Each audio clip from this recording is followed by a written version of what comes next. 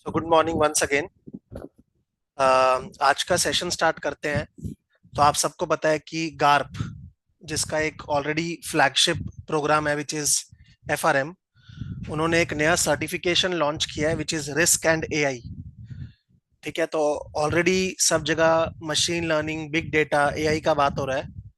But जो risk professionals हैं, they were already seeking for a program जो कि फोकस्ड हो कि कैसे हम लोग मशीन लर्निंग को यूज करते हैं for risk applications. So they have launched this program and I am very excited about it. और मेरे ख्याल से काफी सारे और लोग भी बहुत एक्साइटेड हैं इस प्रोग्राम के बारे में जानने के लिए।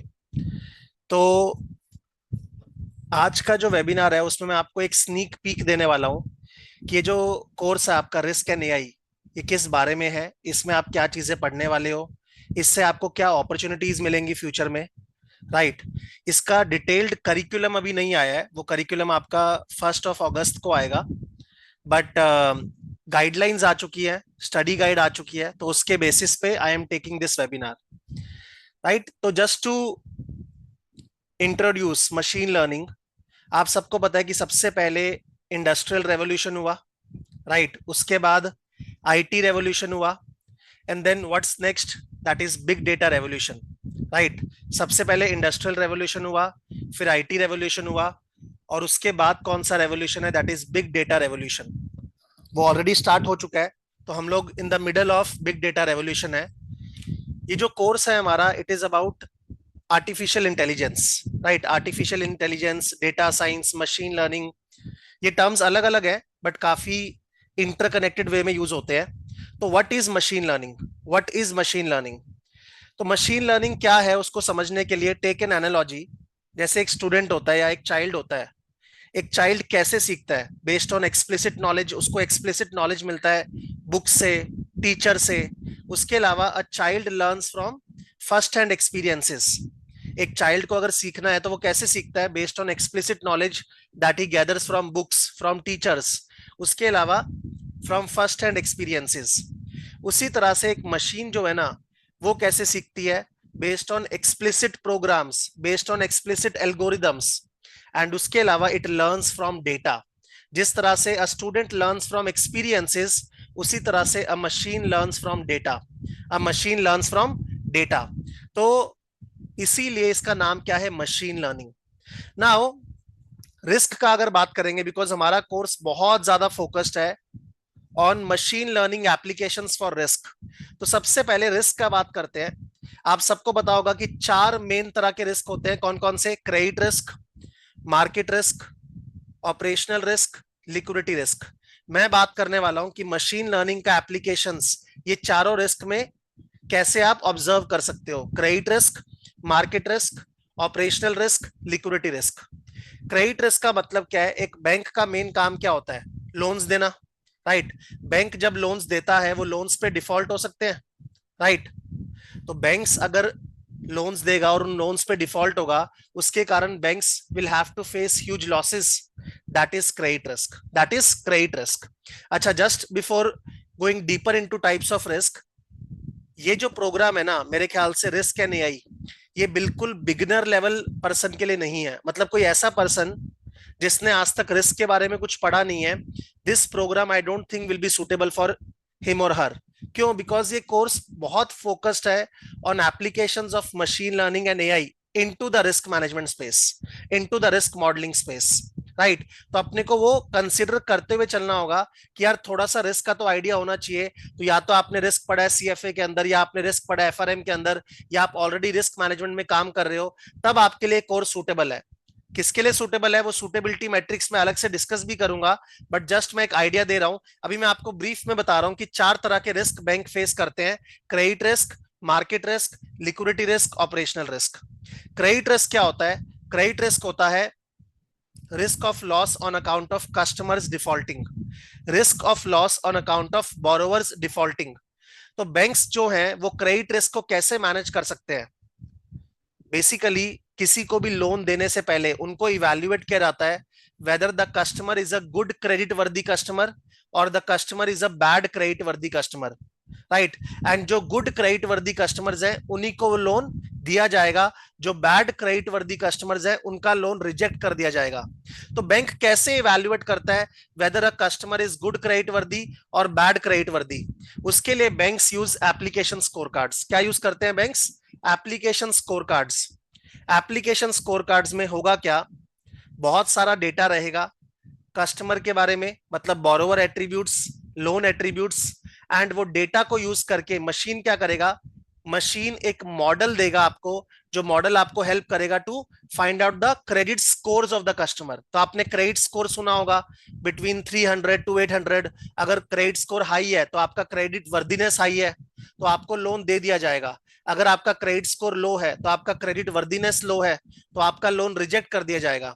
तो इस तरीके से बैंक क्या कर रहा है, एक स्कोर कार्ड मॉडल यूज कर रहा है, एक मशीन लर्निंग मॉडल यूज कर रहा है। बिकॉज इसमें मशीन क्या कर रही है, कोई एल्गोरिदम होगा एंड बहुत सारा डेटा होगा, हिस्टोरिकल डेटा। इतना सारे कस्टमर्स को बैंक ने लोन दिया है हिस्टोरिकली, वो सारा डेटा लेके मशीन लर्न करेगा कि यार इस तरह के कस्टमर इस तरह से बिहेव करते हैं, इस तरह के एज वाले कस्टमर डिफॉल्ट करते हैं, इस तरह के इनकम वाले कस्टमर डिफॉल्ट नहीं करते हैं, इस तरह के एम्प्लॉयमेंट वाले कस्टमर डिफॉल्ट करते हैं, डिफॉल्ट नहीं करते हैं।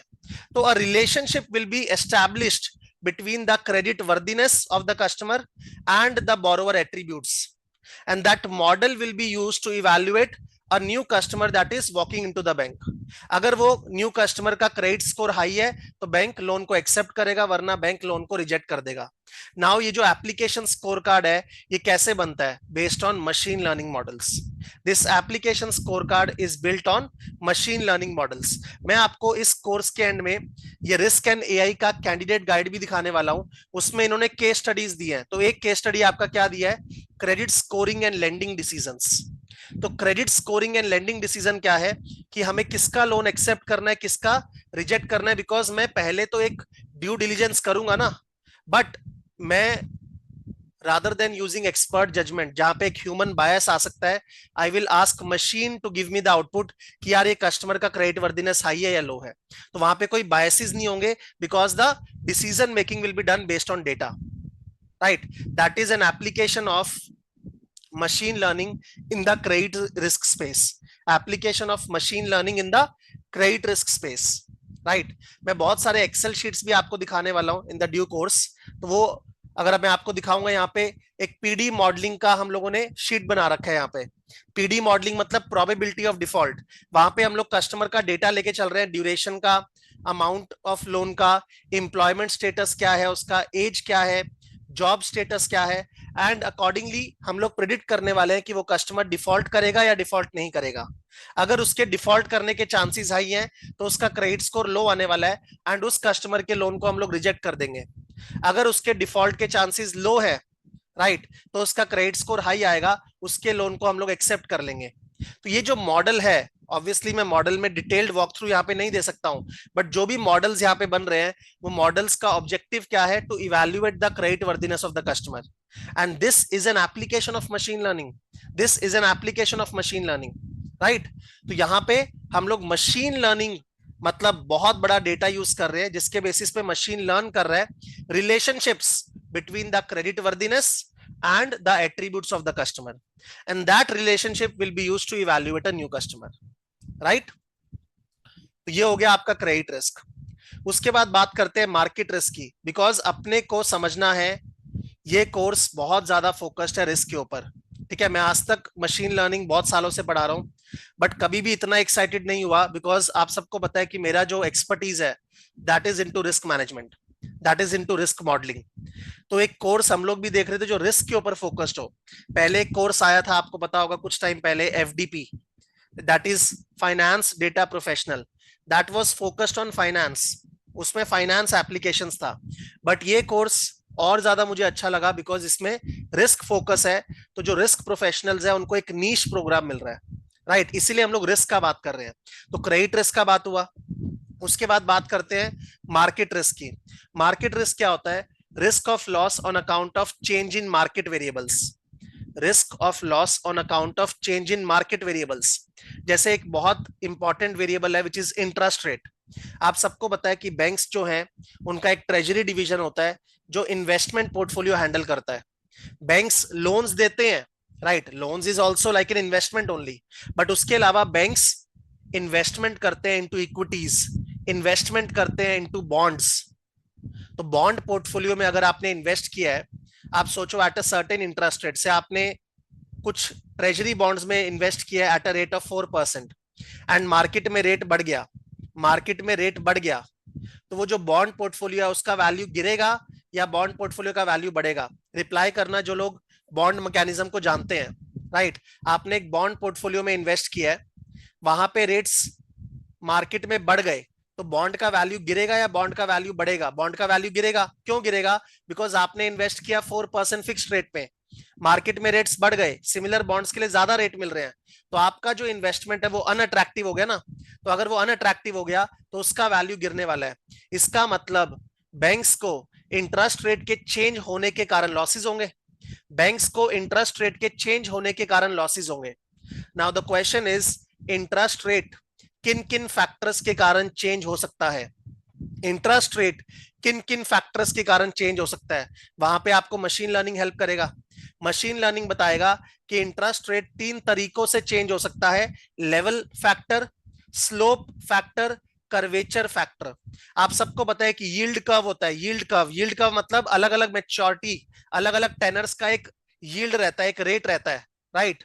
मतलब 3 महीने का रेट अलग होगा, 6 मंथ्स का रेट अलग होगा, 1 ईयर का रेट अलग होगा, 3 इयर्स का रेट अलग होगा, ऐसे करके 30 इयर्स का रेट अलग होगा। तो आपका एक यील्ड कर्व रहता है, वो यील्ड कर्व, वो जो रेट्स है आपके वो चेंज होंगे, वो चेंज हो सकते हैं पैरेलली, पूरा का पूरा कर्व ऊपर या नीचे होगा, या उसमें स्टीपनिंग हो सकती है। स्टीपनिंग मतलब शॉर्ट टर्म रेट्स गिर रहे हैं, लॉन्ग टर्म रेट्स बढ़ रहे हैं।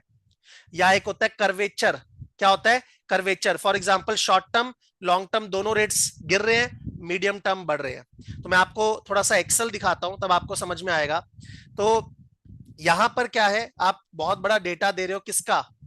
आप रेट्स का डेटा दे रहे हो, हिस्टोरिकल डेटा ऑफ रेट्स। एक मशीन लर्निंग एल्गोरिदम होता है which is principal component analysis. नाम से पता लग रहा है प्रिंसिपल कंपोनेंट। वो आपको क्या देगा? वो हिस्टोरिकल डेटा ऑफ रेट्स को देख के आपको बताएगा कि आपके रेट्स किस किस पैटर्न में चेंज हो सकते हैं।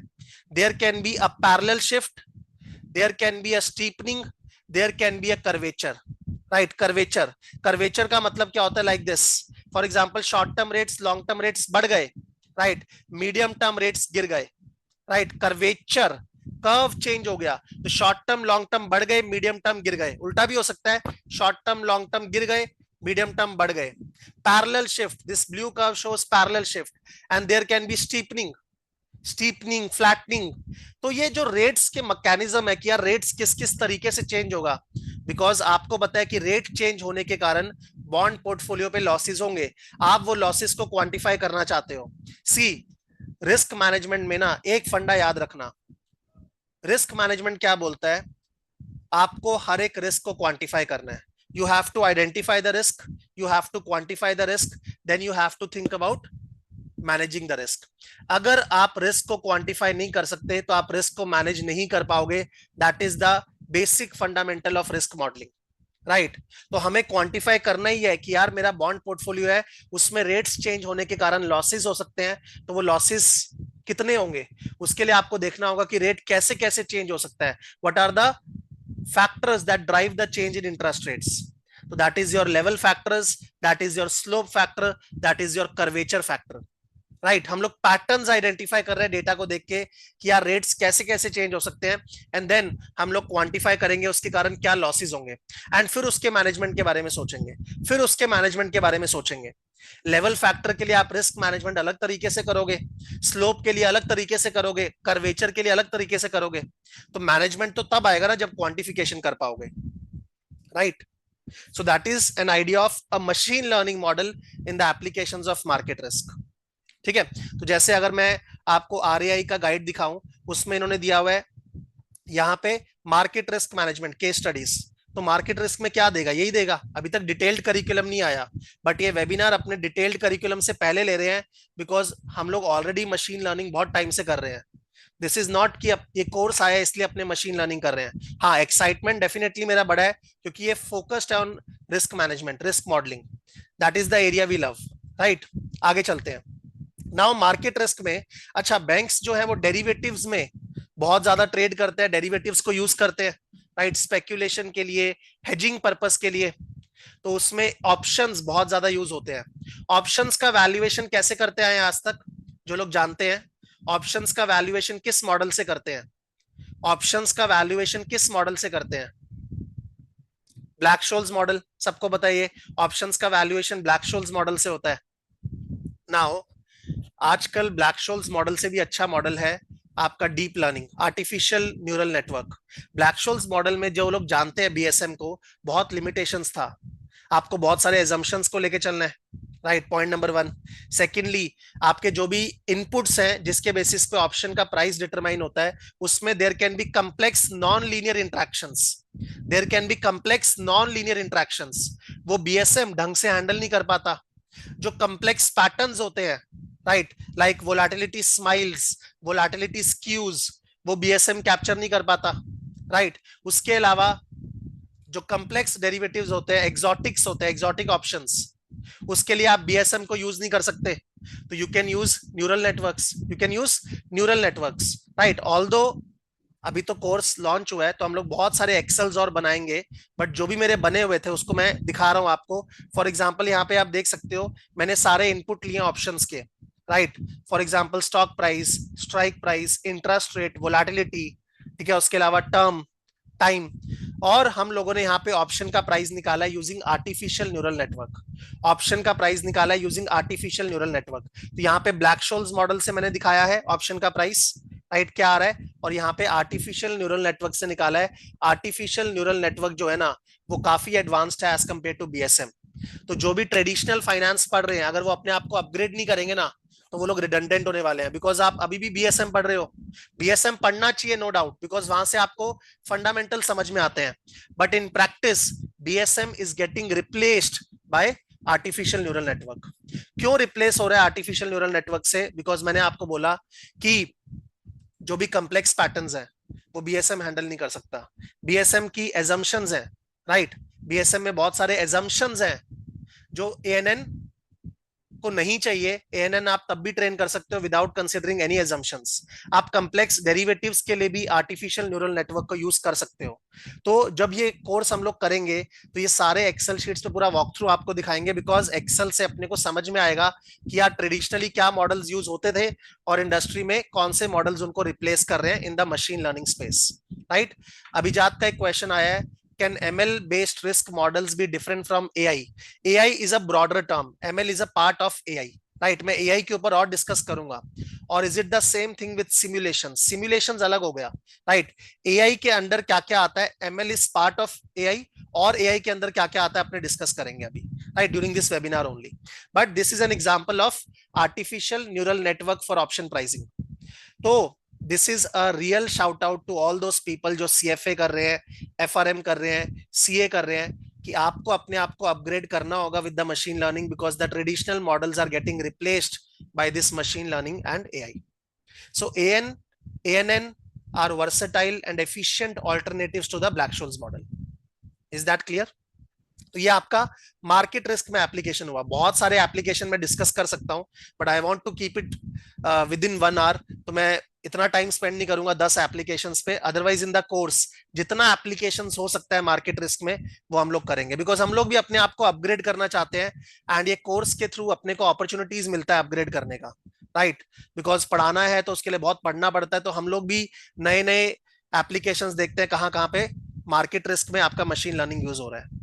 उसके बाद है तीसरा आपका ऑपरेशनल रिस्क। ऑपरेशनल रिस्क क्या होता है? Risk of loss on account of failure of people, processes, systems. People, processes, systems. अगर मैं पीपल का बात करूं तो आप सबको पता है फ्रॉड रिस्क, फ्रॉड होने के कारण लॉसेस हो सकते हैं बैंक को, right. Money laundering, money laundering is a very big challenge to the banks, right. Money laundering ने बैंक्स को परेशान कर रखा है, तो उसके कारण अगर कोई मनी लॉन्ड्रिंग को बैंक नहीं रोक पा रहा है, there can be regulatory penalties which can create huge losses. आपका लाइसेंस भी जा सकता है, राइट।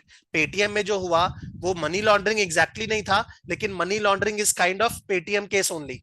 जिसमें आपको नहीं पता कि आपके कस्टमर्स क्या पैसा डिपॉजिट कर रहे हैं, क्या पैसा विड्रॉ कर रहे हैं, आपका केवाईसी नॉर्म्स प्रॉपर नहीं है, या आप ट्रैकिंग प्रॉपर नहीं कर रहे अपने अकाउंट्स का, which can lead to money laundering and that can lead to cancellation of license. तो it can have huge implications money laundering के अंदर, राइट। फॉर एग्जाम्पल जैसे मैं आपको मनी लॉन्ड्रिंग का एक यूज केस बताता हूं, इतने सारे डिपॉजिट्स, इतने सारे विड्रॉल्स कस्टमर्स के अकाउंट से हो रहा है, राइट। उसमें कुछ पोटेंशियल मनी लॉन्ड्रिंग ट्रांजैक्शंस हो सकती हैं। वो पोटेंशियल मनी लॉन्ड्रिंग ट्रांजैक्शंस कौन फ्लैग करेगा? क्या एक ह्यूमन बीइंग बैठ के, ठीक है, 1 करोड़ ट्रांजैक्शंस हो रही है उसको फ्लैग कर सकता है? नहीं कर सकता। आप जितने मर्जी टीम बिठा लो, आप फ्लैग नहीं कर पाओगे मैनुअली एक ट्रांजैक्शन को as potential money laundering transaction और नॉट। तो वहां पे मशीन्स बैठी हैं, वो मशीन्स बड़े बड़े डेटा को स्कैन कर रहे हैं, वो देख रहे हैं पैटर्न्स क्या है डेटा में, किस तरह के पैटर्न्स हैं, एंड उसके बेसिस पे ट्रांजैक्शंस को फ्लैग कर रहे हैं as potential money laundering transaction या नॉट मनी लॉन्ड्रिंग ट्रांजैक्शन। तो अलर्ट्स जनरेट हो रहे हैं उसके बेसिस पे। फॉर एग्जांपल मेरे अकाउंट में $10,000 आए, तो $10,000 आज तक कभी आए नहीं। जनरली एक फीस हमारा कितना रहता है, $1,000 का। अब मशीन देख रहा है कि यार इनका ट्रांजेक्शन्स का जो टिकट साइज है वो $1,000 का है, बट इस बार $10,000 आए हैं। So there is some anomaly, there is some anomaly. तो मशीन क्या करेगा, उस ट्रांजेक्शन को फ्लैग कर देगा as a potential money laundering transaction, और एक अलर्ट जनरेट हो जाएगा। अब एक अलर्ट जनरेट हो गया तो एक इन्वेस्टिगेटिंग ऑफिसर रहेगा, वो मेरा हिस्टोरिकल डेटा स्कैन करेगा कि यार एवरेज टिकट साइज क्या है, इनका सोर्स ऑफ फंड्स क्या है, इनका बिजनेस का मॉडल क्या है, कौन से कंट्री से पैसा आता है, राइट। ये सारी चीजें वो स्कैन करेगा एंड वो देखेगा कि यार कोई रिस्क है यहाँ पे मनी लॉन्ड्रिंग का या नहीं है, एंड अकॉर्डिंगली या तो वो केस ओपन करेगा या कोई केस ओपन नहीं करेगा। अब केस ओपन हो गया तो बैंक से मुझे कॉल आएगा कि प्रूफ दीजिए ये जो $10,000 है ये किस चीज के लिए आया है। तो मैं बैंक वालों को बताऊंगा कि नॉर्मली हमारे स्टूडेंट्स फीस पे करते हैं $1,000 का, बट यहाँ पे बैंक ने पेमेंट किया उनको ट्रेनिंग करवाने 10 लोगों के लिए, तो ये इनवॉइस है, इस चीज के लिए वो ट्रेनिंग करवाने वाले, इसीलिए $10,000 आया। तो अगर बैंक सेटिस्फाइड है विद माय आंसर तो वो ट्रांजैक्शन रिपोर्ट नहीं किया जाएगा रेगुलेटरी अथॉरिटीज को। अगर बैंक सेटिस्फाइड नहीं है तो वो ट्रांजैक्शन रेगुलेटरी अथॉरिटीज को रिपोर्ट कर दिया जाएगा, राइट। वो रिपोर्ट कर दिया जाएगा रेगुलेटरी अथॉरिटीज को। तो money laundering which is a big use case, हम लोग काफी डेडिकेटेडली मनी लॉन्ड्रिंग इस कोर्स के अंदर कवर करने वाले हैं। मतलब मेरा मन क्या है, बिकॉज मैं बहुत एक्साइटेड हूं कि जितने बड़े बड़े एप्लीकेशंस है ना, जो जिसका अलग अलग डिपार्टमेंट्स है बैंक्स के अंदर, हम लोग वो एप्लीकेशंस कवर करें, and money laundering is a very big use case. तो जो ट्रांजेक्शन का फ्लैगिंग है, राइट, वहां पे किस तरह के मॉडल्स यूज हो रहे हैं, मशीन लर्निंग। उसी तरह से क्रेडिट कार्ड में इतने सारे ट्रांजेक्शन हो रहे हैं सेकंड्स के अंदर, तो कैसे बैंक जो है वो स्कैन करता है कौन सा ट्रांजेक्शन फ्रॉडुलेंट है पोटेंशियल या फ्रॉडुलेंट नहीं है, राइट। वो डेटा कलेक्ट करते हैं कि यार लास्ट ट्रांजेक्शन कहां हुआ था, करंट ट्रांजेक्शन कहां हो रहा है, डिस्टेंस कितना है between the locations of two transactions, average transaction size क्या होता है, अभी क्रेडिट कार्ड में कितना ट्रांजेक्शन हो रहा है, किस कंट्री में पेमेंट हो रहा है, किस पर्पस के लिए पेमेंट हो रहा है। अगर उनको कुछ एनॉमली लगा कि यार नॉर्मली तो जो पेमेंट होता है वो $100 का होता है, 150 का होता है, अब $1.5 लाख का पेमेंट हो रहा है, इसका मतलब कुछ तो एनॉमली है, राइट। वहां पे आपको मॉनिटरिंग कॉल आएगा, मॉनिटरिंग कॉल आता है ना बेंगलोर से, तो वो मॉनिटरिंग कॉल हर किसको थोड़ा ना कर रहे हैं बैंक्स वाले। वहां पे एक सिस्टम है, एक मशीन लर्निंग मॉडल है जो क्या कर रहा है, फ्लैगिंग कर रहा है। वो क्या कर रहा है, फ्लैगिंग कर रहा है एक ट्रांजैक्शन को as a potential fraudulent transaction या नॉन फ्रॉडुलेंट ट्रांजैक्शन। तो वो जो फ्रॉड डिटेक्शन मॉडल्स है, फ्रॉड डिटेक्शन मॉडल्स, वो क्या है आपके, that is a use case of machine learning, right. That is a use case of machine learning. तो कुछ कुछ कमेंट्स आ रहे हैं, मैं रीड करना चाहूंगा ताकि अपना सेशन इंटरेक्टिव रहे। Let me read those comments. If the big transaction is about to be done, ठीक है, बहुत फास्ट फास्ट आ रहे हैं, can I inform my bank manager, classical example can be donation to trust, yes, it can be a potential fraudulent या money laundering transaction, right. If the ANN application is taught in the course, will you be discussing traditional techniques? The answer is no, we will not be discussing traditional techniques in the course, ठीक है। वो background presumed है इस course के अंदर, because traditional course अगर मैं 200 घंटे का पढ़ाने लग गया और 200 घंटे का मशीन लर्निंग पढ़ाने लग गया तो वो 400 घंटे का कोर्स बन जाएगा, राइट। लार्ज लैंग्वेज मॉडल्स के बारे में अभिजात का क्वेश्चन आया है, तो लार्ज लैंग्वेज मॉडल्स में आज डिस्कस करने वाला हूं मैं, उसका एक प्रैक्टिकल यूज केस भी आपको दिखाने वाला हूं। Right, this will be a very practical oriented webinar. मैं आपका टाइम वेस्ट नहीं करूंगा इन सेलिंग और मार्केटिंग दिस कोर्स। मैं आपको यूज केस बताने वाला हूं, then you can decide whether this course is suitable for you और नॉट। राइट, तो fraud detection, money laundering, all these are use cases of operational risk modelling. उसके अलावा है लिक्विडिटी रिस्क। लिक्विडिटी रिस्क सबसे बड़ा चैलेंज बनते जा रहा है बैंक्स के लिए। लास्ट ईयर जो एसवीबी का क्राइसिस हुआ, राइट, एसवीबी फेलियर हुआ, उसका रीजन भी क्या था आपका? Interest rate risk and liquidity risk. तो लिक्विडिटी रिस्क क्या है? बेसिकली बैंक्स का बिजनेस मॉडल क्या है?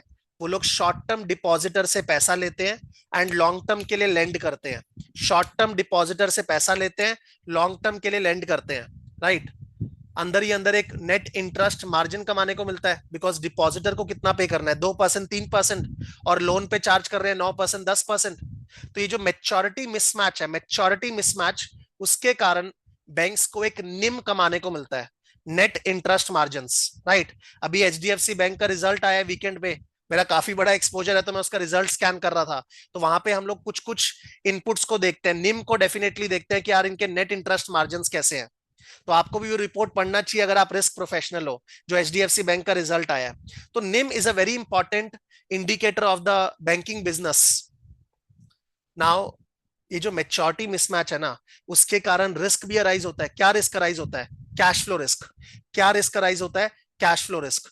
अगर डिपॉजिटर 20 दिन में खड़ा हो गया अपना पैसा विड्रॉ करने के लिए, बिकॉज आपका जो डिपॉजिट है बैंक में, वो तो आप कभी भी विड्रॉ कर सकते हो ना।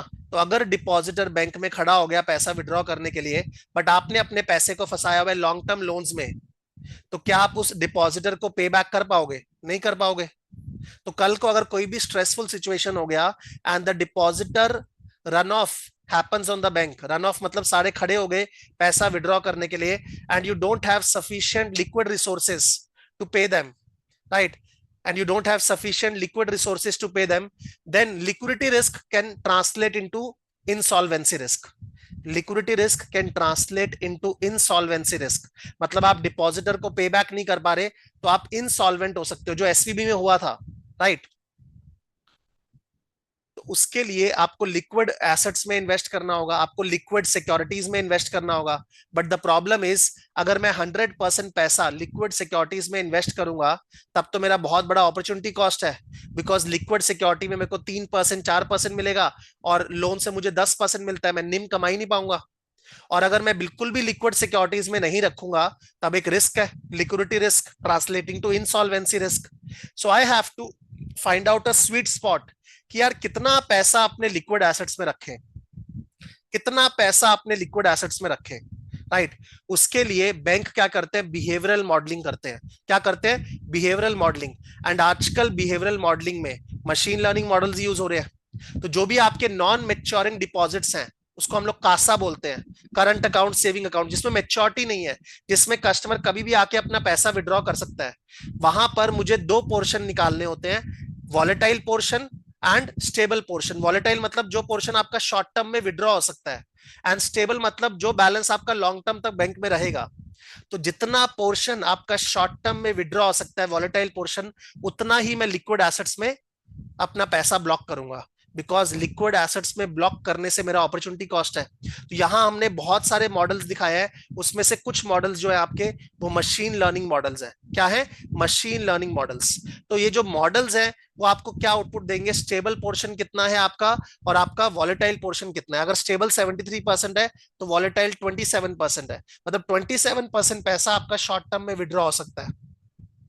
तो उतना ही मैं लिक्विड एसेट्स में इन्वेस्ट करूंगा ना, again my depositor, against my depositor. Right, तो ये कैसे बिहेवियरल मॉडलिंग आप कर रहे हो? Using machine learning. Using machine learning, that is an example of liquidity risk management. That is an example of liquidity risk management. Right, frankly अगर मैं आपके साथ दिल की बात करूं ना, I have been focused on FRM. मैंने एफआरएम पढ़ाया है, ठीक है, 8 सालों से। उसके बाद हमारे क्रेडिट रिस्क मॉडलिंग के कोर्सेज आए, मार्केट रिस्क मॉडलिंग के कोर्सेज आए, लिक्विडिटी रिस्क मॉडलिंग के कोर्सेज आए। मशीन लर्निंग का हम लोगों ने एक कोर्स लिया था 2021-22 में, एफडीपी के नाम से, फाइनेंस डेटा प्रोफेशनल। देन हम लोग थोड़े से म्यूटेड हो गए थे, and we were not looking at the applications of machine learning into the risk space. But when this course was launched, हम लोगों ने वापस सब कुछ रिविजिट किया और देखा यार लास्ट 2 सालों में भी ना इतने सारे नए एप्लीकेशंस आ गए जिसको हम लोगों ने भी इग्नोर कर दिया था. मतलब हम लोग भी लैगिड हो रहे थे पीछे इन लर्निंग दीज थिंग्स. जितना फास्ट मशीन लर्निंग हर एक इंडस्ट्री के अंदर आ रहा है into different types of risk. तो इस वेबिनार के थ्रू मुझे भी वो अपॉर्चुनिटी मिला कि यार देखूं कहां कहां पे और ज्यादा मशीन लर्निंग यूज होते जा रहा है. तो आई वाज सरप्राइज टू सी यार हर जगह आप कोई भी एरिया बोल लो, क्रेडिट रिस्क के अंदर, मार्केट रिस्क के अंदर, ऑपरेशनल रिस्क के अंदर, लिक्विडिटी रिस्क के अंदर, वहां पे मशीन लर्निंग मॉडल्स आ रहे हैं. राइट. रेगुलेटरी मॉडल्स के अंदर पहले हम लोग बोलते थे कि यार मशीन लर्निंग इतना यूज नहीं हो रहा because machine learning models are sort of black box. Right. लेकिन आजकल रेगुलेटरी मॉडल्स के अंदर भी कुछ कुछ रेगुलेशंस में मशीन लर्निंग मॉडल को अलाउ करना शुरू कर दिया है सब्जेक्ट टू सम कंडीशंस. वो कंडीशंस है रिगार्डिंग एक्सप्लेनेबिलिटी, इंटरप्रेटेबिलिटी, उसको भी मैं डिस्कस करूंगा. बट मशीन लर्निंग हर जगह आ रहा है, हर जगह आ रहा है. तो इसको आप अवॉइड नहीं कर सकते, इसको आप अवॉइड नहीं कर सकते. You will have to learn the applications of machine learning into the traditional risk modelling space as well. Now जो हमारा कोर्स है risk and AI, risk and AI, इसका करिकुलम क्या है? Introduction to tools and techniques, unsupervised learning, supervised learning, econometric techniques. आप सब लोग जो फाइनेंस बैकग्राउंड से आ रहे हो या आपका एफआरएम का बैकग्राउंड है, सीएफए का बैकग्राउंड है, सीए का बैकग्राउंड है, या कहीं ना कहीं आपने रिस्क को पढ़ा है, तो आपने रिग्रेशन, टाइम सीरीज, ये सब ट्रेडिशनल इकोनोमेट्रिक टेक्निक्स पढ़ा होगा. उसमें प्रॉब्लम क्या है? उसमें फोकस होता है एजम्पशंस पे. रिग्रेशन में हम लोग 7-8 क्लास लगाते हैं एजम्पशंस के ऊपर. राइट. मशीन लर्निंग क्या बोलता है? भाड़ में गया एजम्पशंस. एजम्पशन से मतलब ही नहीं है. अगर मॉडल में एक्यूरेसी मिल रहा है तो टेक्निक से क्या करना है? अगर धोनी अच्छा खेलता है, रिजल्ट दे रहा है, तो उसका टेक्निक अगर खराब भी है, धोनी मूवी में था ना कि अगर उसका टेक्निक खराब भी है बट रिजल्ट अच्छा दे रहा है तो अपने को क्या फर्क पड़ता है? तो उसी तरह से एक मॉडल में एजम्पशन फुलफिल हो या ना हो, ट्रेडिशनल मॉडल्स में तो बैठ बैठ के एजम्पशंस अपने रटते थे कि यार ये एजम्पशन है, वो एजम्पशन है. मशीन लर्निंग क्या बोलता है? अगर डेटा पे रिजल्ट्स दिख रहे हैं तो एजम्पशन फुलफिल हो या ना हो कोई फर्क नहीं पड़ता. राइट. कोई फर्क नहीं पड़ता. That is the difference between traditional econometric techniques and machine learning techniques. It focuses on accuracy. Machine learning technique किस पे फोकस करता है? एक्यूरेसी पे. तो supervised learning, semi supervised learning, unsupervised learning, इसको डिस्कस करने वाला हूं अभी मैं. Reinforcement learning, model performance evaluation, natural language processing, काफी सारे लोग एनएलपी के बारे में बात कर रहे हैं, जनरेटिव एआई. ठीक है, the hottest kid in the town you can say, generative AI. उसके बाद model fairness, model explainability, model governance. ये सारा आपका आरएआई करिकुलम के अंदर गिवन है. मैं आपको शो भी कर दे रहा हूं. ये कैंडिडेट गाइड आप डाउनलोड कर सकते हो. उसमें सारा आपका supervised, unsupervised, reinforcement learning, deep learning, NLP, generative AI, उसके अलावा आपका मॉडल वैलिडेशन फ्रेमवर्क, उसके अलावा model fairness, model explainability, model governance, and then we have case studies. Right. और ये तो फर्स्ट कट है आपका. ऑब्वियसली विद टाइम आपका करिकुलम अपडेट भी होगा, और ज्यादा एप्लीकेशंस ऐड होती रहेंगी. एफआरएम जब मैंने पढ़ाना स्टार्ट किया था, ठीक है, मैंने जब पढ़ना स्टार्ट किया था उसके 2 साल पहले, मतलब 2011 के 2 साल पहले एफआरएम में सिर्फ एक पार्ट होता था, पार्ट 1. और अब एफआरएम में पार्ट 1, पार्ट 2, 2 है, और इतना बड़ा बड़ा सिलेबस है. टोटल करिकुलम साइज कितना बढ़ते जा रहा है बिकॉज यूज केसेस बढ़ते जा रहे हैं. तो उसी तरह से ये करिकुलम भी अपग्रेड होगा. But this is the initial cut जो आपको मिला है गार्प की तरफ से. नाउ इसमें कुछ एप्लीकेशंस का बात करते हैं, कुछ एप्लीकेशंस का बात करते हैं. For example supervised learning. Supervised learning क्या होता है? सुपरवाइज्ड लर्निंग होता है आपके पास एक डेटा है, आप डेटा के बेसिस पे कुछ पैटर्न्स आइडेंटिफाई कर रहे हो. उस डेटा में you have the target variable and you have some variables that explain the target variable. For example bank ने इतने सारे कस्टमर्स को लोन दिया है, इतने सारे कस्टमर्स को लोन दिया है. राइट. उसमें से कुछ लोन्स डिफॉल्ट किए होंगे, कुछ डिफॉल्ट नहीं किए होंगे. वो सारे कस्टमर्स का एज, इनकम, एम्प्लॉयमेंट, ये सब आपके पास डेटा है. और वो कस्टमर्स डिफॉल्ट किया है कि नहीं, वो डेटा भी आपके पास है. तो आपके पास टारगेट वेरिएबल है कि डिफॉल्ट किया है, डिफॉल्ट नहीं किया है. उसके बेसिस पे अगर आप एक मॉडल ट्रेन करते हो एंड आप रिलेशनशिप एक्सप्लोर करते हो between the probability of default and the borrower or loan attributes, that is called supervised learning. You know the target variable, you know the outcome variable, and then you are training a model. तो यहां पर जो मैंने आपको example दिखाया था, मेरे पास response variable है कि वो कस्टमर डिफॉल्ट किया है कि नहीं किया है, और मेरे पास सारे इंडिपेंडेंट वेरिएबल है, and then I am building up my model wherein I am exploring the relationship between the probability of default and all these attributes. That is an example of supervised learning. That is an example of supervised learning, right? तो supervised learning के अंदर आपके कुछ traditional algorithms हैं, like logistic regression. उसके अलावा we have K nearest neighbour, then we have some discriminant analysis भी आप यूज कर सकते हो, LDA, right? Then we have support vector machines, ये सब आपने सुने होंगे। सपोर्ट वेक्टर मशीन के बेसिस पे भी आप एक क्रेडिट रिस्क मॉडल बना सकते हो, right? Then we have artificial neural network, artificial neural network के बेसिस पे भी मैंने एक मशीन लर्निंग मॉडल बनाया है, सुपरवाइज्ड लर्निंग। तो बहुत सारे एल्गोरिदम्स हैं, सबका अपना अपना यूज केसेस है, सबका अपना अपना एप्लीकेशंस है, सबके एडवांटेजेस है, डिसएडवांटेजेस है। अपने को कोर्स में खाली ये फोकस नहीं करना है कि स्टैट्स स्टैट्स स्टैट्स कर ले, अपने को ये भी फोकस करना है कि यार बिजनेस एप्लीकेशंस कहाँ है, किस तरह का मॉडल आप कहाँ पे यूज करोगे, किस तरह का मॉडल एक्सप्लेनेबल है, किस तरह का मॉडल रेगुलेटर अप्रूव करेगा। बिकॉज बैंकिंग स्पेस में as compare to other space एक बहुत बड़ा फैक्टर है रेगुलेटरी अप्रूवल्स। आपको सारे मॉडल्स को रेगुलेटरी अप्रूव भी करवाना पड़ता है। तो वहां पे आपको देखना होगा, for example deep learning model जैसे आर्टिफिशियल न्यूरल नेटवर्क है, मे बी रेगुलेटर उसको अप्रूव ही नहीं करेगा, राइट? तो वहां पे आपको ट्रेडिशनल मॉडल्स यूज करने होंगे लाइक लॉजिस्टिक रिग्रेशन। बट फिर भी अगर ये आपका चैंपियन मॉडल होगा तो आप कुछ चैलेंजर मॉडल्स बनाओगे जो इस मॉडल को चैलेंज करेंगे। That can B machine learning models based on discriminant analysis, based on support vector machine, based on neural network, right? That will challenge the champion model, that will challenge the simpler models. तो machine learning as a challenger model भी बहुत जगह use हो रहा है आज की date में। Is that clear?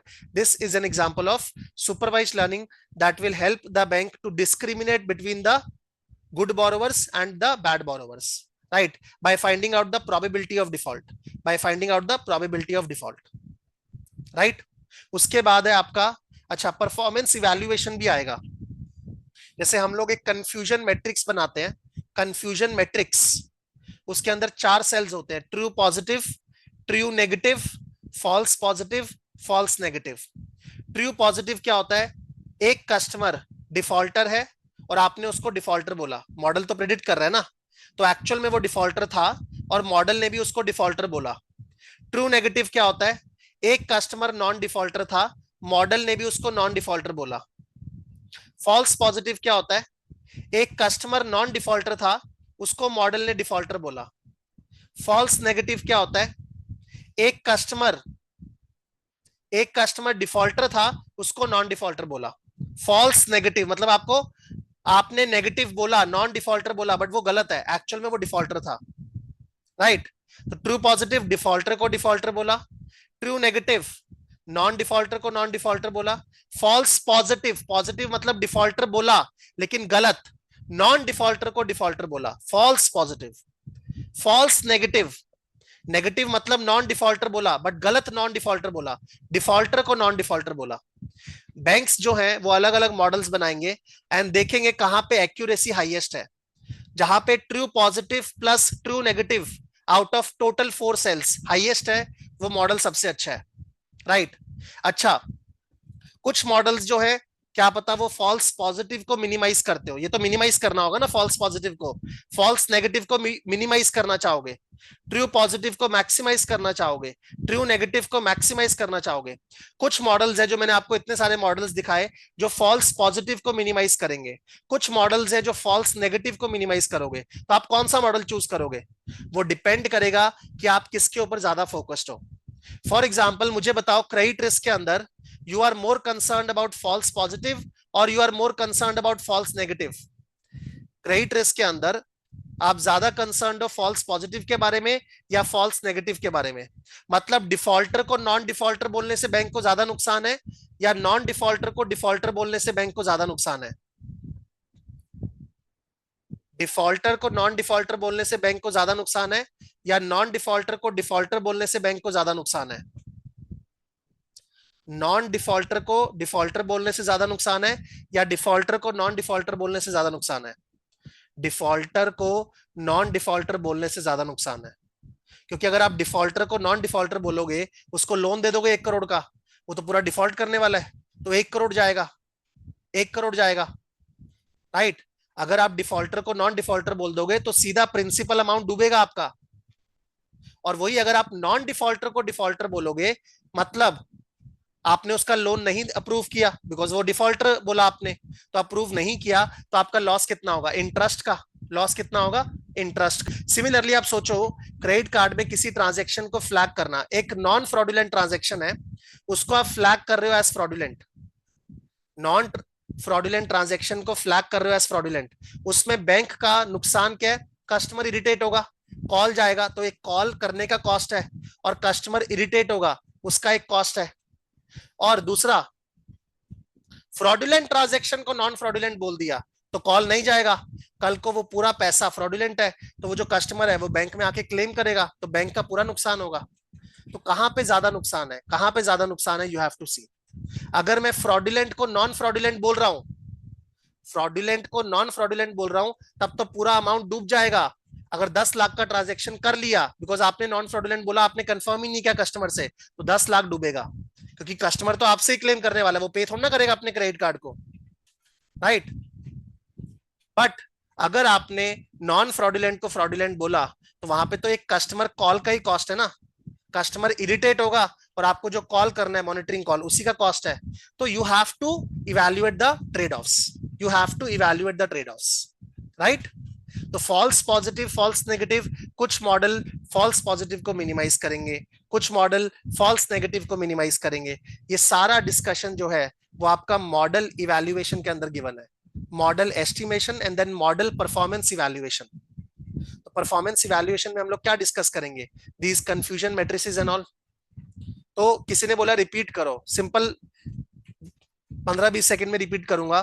False positive मतलब आपने डिफॉल्टर बोला बट गलत, नॉन डिफॉल्टर को डिफॉल्टर बोला, या आपने ट्रांजैक्शन को फ्रॉडुलेंट बोला लेकिन नॉन फ्रॉडुलेंट ट्रांजैक्शन को फ्रॉडुलेंट बोला।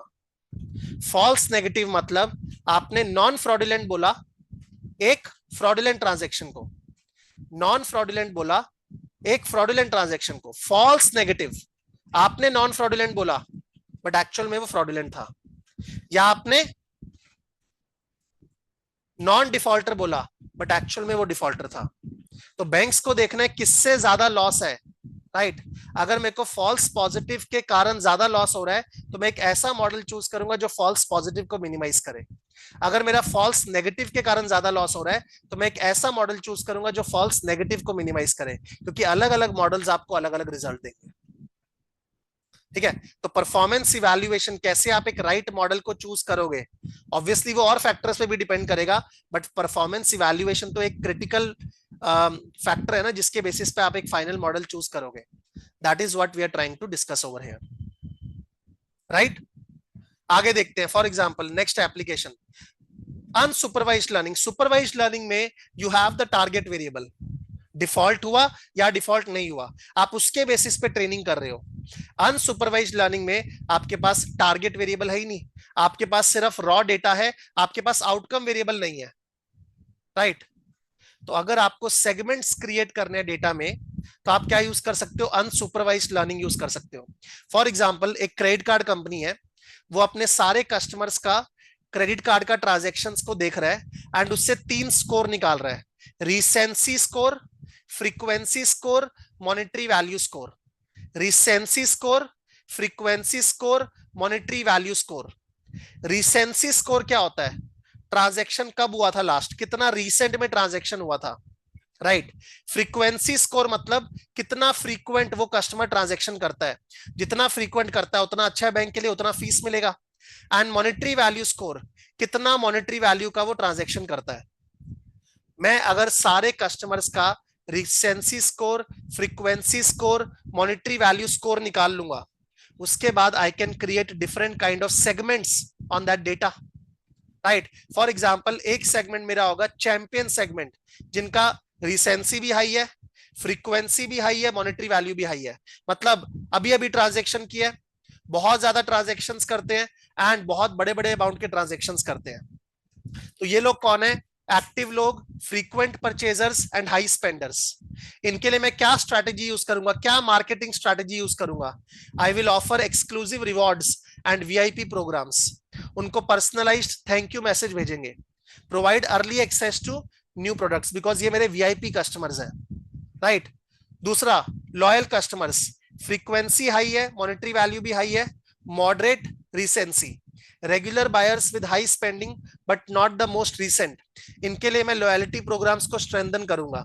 स्पेशल ऑफर्स प्रोवाइड करूंगा ताकि वो और परचेजेस करें, repeat purchases. Engage with personalised communication. तो आप ऐसे अलग अलग सेगमेंट आइडेंटिफाई कर सकते हो बेस्ड ऑन आरएफएम स्कोर्स।